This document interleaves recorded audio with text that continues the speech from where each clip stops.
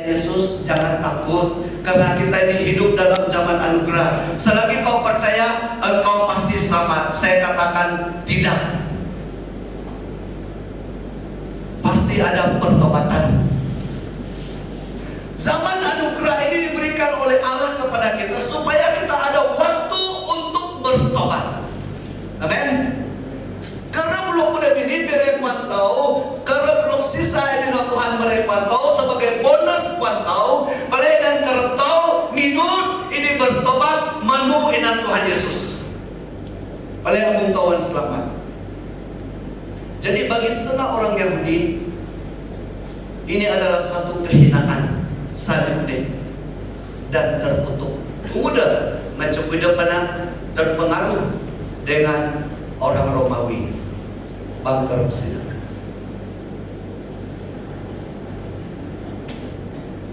Yesus Tuhan kita dianiaya dan mati di atas kayu salib. Tuhan lepas sembahnya nanti lun kayu salib. Lu tentang kau Yesus Kristus. Yesus yang suci disalibkan bukan karena dosanya, tetapi oleh karena menanggung penghinaan kita, orang yang berdosa.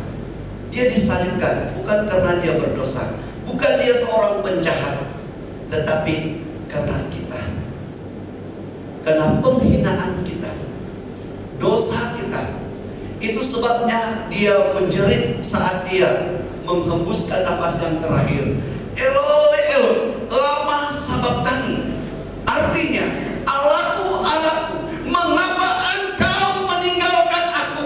Allah tidak sanggup melihat anaknya lagi karena tubuhnya sudah tertutup dengan dosa manusia. Ini artinya Allah Tuhan Yesus turun kayu salib. Tuhan ayat yang dapat ngajepuk buru na mempenuh usaha tau. Lu metau kediman lu ngecing lun ulun tau. Pangainit na lun kayu salib. Allah tidak sanggup lagi memandangnya, sehingga dia berkata, Eloi, Eloi, lama sabachthani. Allahku, Allahku, mengapa engkau meninggalkan aku? Setelah itu dia menghembuskan nafas yang terakhir. Apa yang terjadi? Gelap gulita terjadi di dalam dunia ini, dan kubur terbuka, dan tirai di bait Allah koyak menjadi belah dua. Mulai dari saat itu hubungan manusia dengan Allah telah dipulihkan, dan mulai saat itulah kita dikatakan imamat rajani, umat kepunyaan Allah sendiri. Dari 1 Petrus pasal 2 ayat 9. Mulai dari situ setiap orang manusia, setiap manusia yang ada di dunia ini boleh menghampiri Allah. Sebelum Kristus mati, kita tidak boleh menghampiri Allah. Hanya imam dan imam ketua yang boleh menghampiri Allah, mewakili orang Israel. Tetapi setelah Kristus mati, semua orang percaya boleh menghampiri Allah. Haleluya, tepuk tangan untuk Tuhan. Itu yang kita banggakan. Tidak ada lagi seorang yang kita perlu untuk mewakili kita berbicara dengan Tuhan, tetapi itu sendiri boleh langsung berbicara kepada Tuhan. Itu sebabnya saya mau mengajar kamu pasti boleh berdoa, karena kita semualah yang boleh berbicara kepada Tuhan.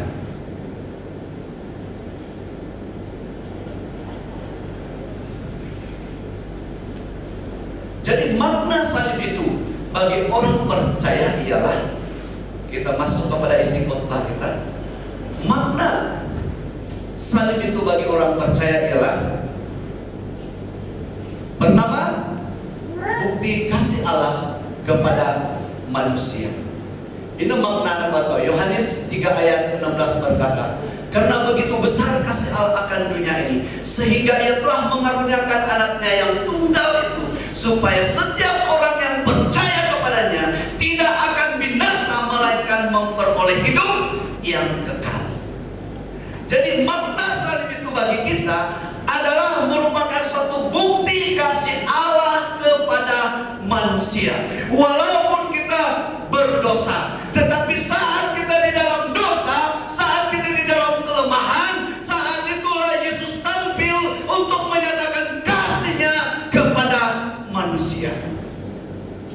Jadi salib itu membuktikan kasih Allah kepada kita.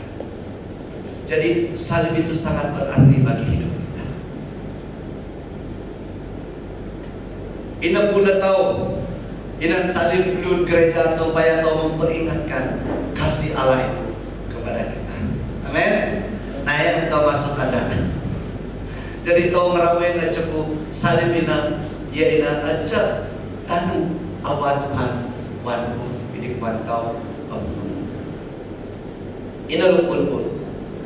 Luk kedua, sebagai pendamaian manusia dengan Allah, sebagai bukti perdamaian manusia dengan Allah. Pasti mesti ina aja tandanya bahwa kita benar-benar sudah berdamai dengan Tuhan. Dan salib itu sebagai tanda bahwa manusia dengan Allah sudah diperdamaikan. Kenapa kita harus diperdamaikan? Dalam firman Tuhan Kolose 1 ayat 21 sampai 22 berkata, juga kamu yang dahulu hidup jauh dari Allah dan memusuhinya. Dulu kita hidup jauh daripada Allah, bahkan menjadi musuh kepada Allah, bahkan menjadi seteru kepada Allah. Oke?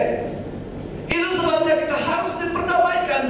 Karena waktu manusia jatuh ke dalam dosa, manusia itu adalah seteru Allah, manusia itu adalah musuh Allah sendiri. Jadi Allah harus melakukan satu jalan untuk mendamaikan manusia melalui kayu salib. Lalu kita melihat dari ayat yang ke-22e, sekarang diperdamaikannya di dalam tubuh jasmani Kristus oleh kematiannya. Jadi kita diperdamaikan melalui tubuh jasmani Kristus melalui kematiannya. Itu sebabnya saya katakan tadi, kalau Kristus tidak mati, maka tidak adalah keselamatan bagi kita. Sebabnya kita ada keselamatan karena Kristus mati di atas kayu salib. Karena kita sudah diperdamaikan dengan Allah, dan kita boleh berbicara dengan Allah. Kita boleh meminta apa saja yang kita mau kepada Allah.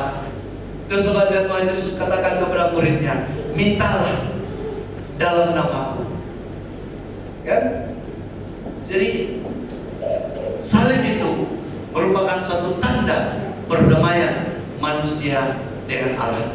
Demikian juga perdamaian di antara manusia dan manusia. Ina ilung salib lu kedua, pantau. Lu ketelu, salib sebagai penebusan.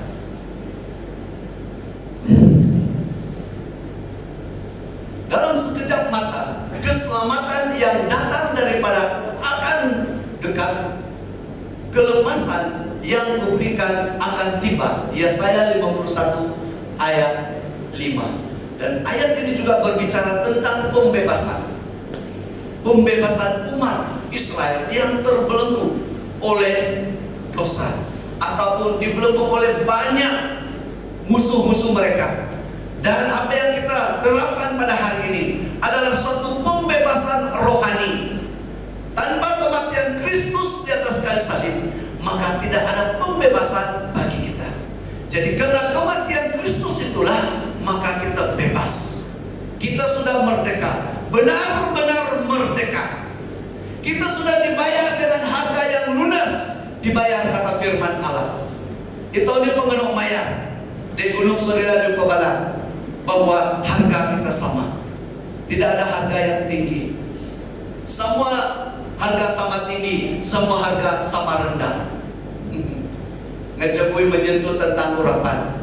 Tidak ada seorang pun manusia yang dikatakan urapan lesi di badita, lesi di membena urapan. Tetapi kita hanya diurapi untuk setiap pelayanan yang Tuhan sudah berikan kepada kita.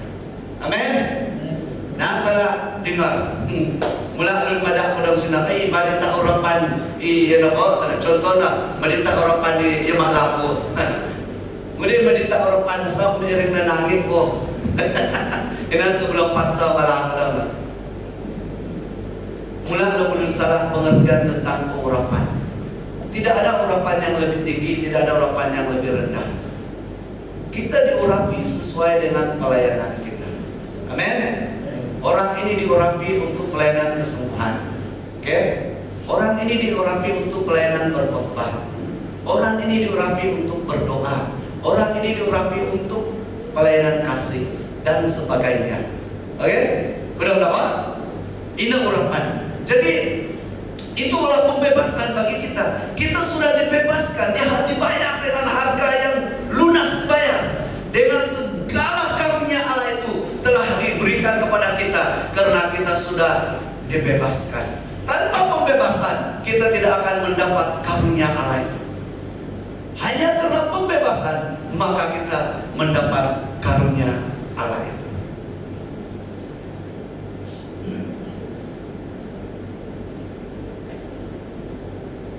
Yang keempat, salib sebagai pembenaran. Sebab upah dosa ialah maut, tetapi karunia Allah ialah hidup yang kekal dalam Kristus Yesus Tuhan kita. Roma 6 ayat 23. Salib itu adalah pembenaran. Tanpa salib tak seorang pun dapat menghampiri Allah. Karena salib maka setiap orang yang sudah mengakui kematian dan kebangkitan Kristus dapat menghampiri Allah. Makanya saya sentuh di bukit bahwa tidak ada orang yang dikatakan dia pendoa syafaat dan saya bukan pendoa syafaat. Oke? Semua kita adalah pendoa syafaat. Itu yang saya sentuhkan. Kenapa? Mana dasar kita? 1 Petrus 2 ayat 9 dikatakan kamu adalah imamat rajani, umat kepunyaan Allah. Fungsi imam itu adalah berbicara kepada Tuhan. Amin. Jadi semua kita ini adalah boleh berbicara kepada Tuhan. Kita boleh menghampiri Allah. Kita boleh menyatakan isi hati kita kepada Allah. Kita boleh bercakap dan kita boleh berdialog dengan Tuhan. Itu artinya pembenaran. Tanpa salib Kristus, saudara tidak boleh dibenarkan untuk berhadapan dengan Allah. Karena salib, saudara dibenarkan di hadapan Allah. Saudara diakui di hadapan Allah karena salib. Tanpa salib, saudara tidak akan dibenarkan di hadapan Allah. Ngecekin penahanian sebelum gangguan panmu, nahinan sebelum bempeng panmu, amek matun Tuhan. Yang bepada suruh kinanmu, amek matun Tuhan. Do eko bang milik, do eko bang kereta, do karbi ko delati, karbi ko marani, ucuk ko sigaga, ucuk ko lun laga amidin. Kita alam ngerani dan usulan mungkin dok mak padaya dan gelap. Tudolun laga nak ramai ini ramai. Nak rabai. Nak rabai. Tudolun laga apa kan? Laga berkai kena asuk ya. Tudol. Ucuk merem alim di sembayangku. Artinya kita sudah dibenarkan. Dimanapun engkau berada, engkau berhadapan dengan Tuhan, berdialog dengan Allah, Tuhan menerima. Kenapa? Apa alasannya? Karena Tuhan ada di sini. Oke? Tuhan ada di sini. Bukan di gereja, bukan di bukit atau di gunung, tetapi Tuhan ada di sini. Amin. Nah, dengar pada lu pesalah. Ini pun atau sembahyang apa ngejoko Tuhan di ini. Lun moto peko sembayang te kota ngajak udah Tuhan dia. Tuhan menegur Salomo, untuk apa kau buat kemah itu begitu cantik? Saya tidak akan tinggal di sana lagi. Kenapa? Apabila Kristus sudah wafat, rohnya akan tinggal di dalam hati manusia, bukan di dalam kemah lagi, tetapi di dalam hati manusia. Amin. Itu sebabnya hati kita harus dikuduskan, pikiran kita harus dikuduskan, supaya kita dapat mendengar suara Tuhan di hati kita. Selalu saya nasihat dan ingatkan, kalau engkau mendengar suara di luar, hati-hati, karena di luar sana adalah tempat-tempat iblis, roh-roh kegelapan. Udah lalit jin dan dengar suara, hati-hati. Karena iblis dia boleh menyamar menjadi malaikat terang. baru-baru ini nang sebelum mupun tahu atau anak cikune didoakan. Kalau udah dari apa nan puyu mau depan mo, dia buka. Waktu di sana dia cakap Cina, sampai di sini dia cakap Melayu. Coba Melayu untuk kayak kan? Dia cakap Melayu sudah di sini. Anun balanan mu, kalau main baskal kayak dia suruh saya main baskal, dia mau kacau saya. Dan sangat jelas anak ini cerita dengan saya. Dan waktu itu saya layani dan doakan. Dan beberapa hari lepas itu saya jumpa dia, saya panggil dia. Jadi kau dengarta, inan kau mendengarta, tidak ada sudah. Ya. Suara di luar sana adalah suara-suara roh jahat. Dan ada masanya juga roh jahat berbicara dalam hati, tetapi kepada orang-orang yang belum dilahirkan kembali dan perlu dilepaskan. Jadi bagi orang yang sudah percaya, roh Allah sudah ada di dalam hati kita, dengarlah suara Tuhan. Karena kita sudah dibenarkan dan dapat berdialog dengan Allah.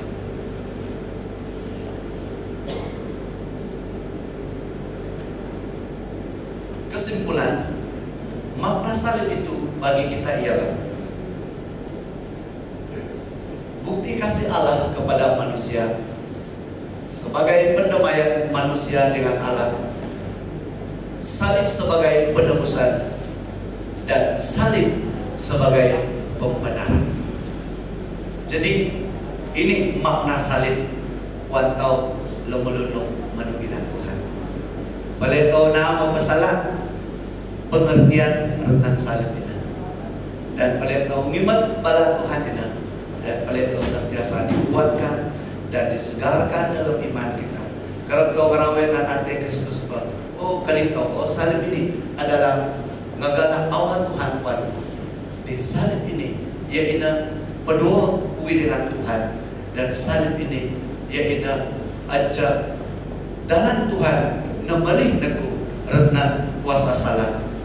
Ini salib ini, iaina namamohon naku miyak babala dengan Tuhan. Doa tahu supaya. Terima kasih Tuhan. Firman-Mu sudah kami sampaikan. Walaupun hamba-Mu sudah berhenti untuk berkata-kata, namun kami percaya Roh Allah terus berbicara di dalam hati kami. Dan bawalah umat-Mu kembali dari tempat ini dengan bersukacita dan damai yang datang daripada Allah. Dan supaya kami memahami tentang makna salib itu bagi orang-orang yang percaya kepada-Mu. Terpujilah Tuhan Yesus, damai sejahtera Allah, kasih yang datang daripada Yesus Kristus melalui persekutuan Roh Kudus menyertai dan melindungi umat. Dalam nama Yesus kami berdoa. Amin.